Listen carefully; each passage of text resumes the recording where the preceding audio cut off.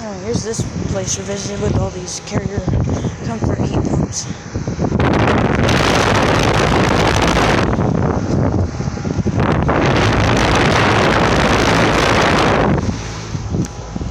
It's very ice cold and sweaty.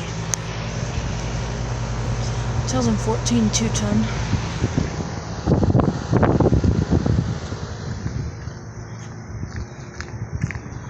Here's one off. It's been running. I think this just shut off.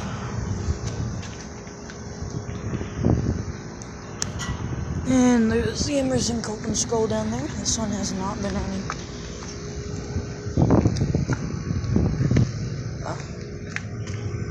2014 4-ton. This one's running.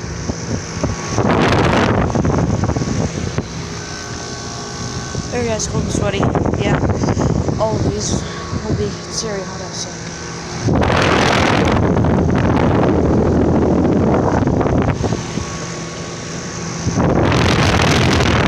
Gentech fan motor.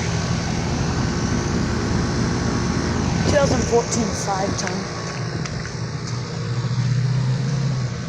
And then another one of the little ones around.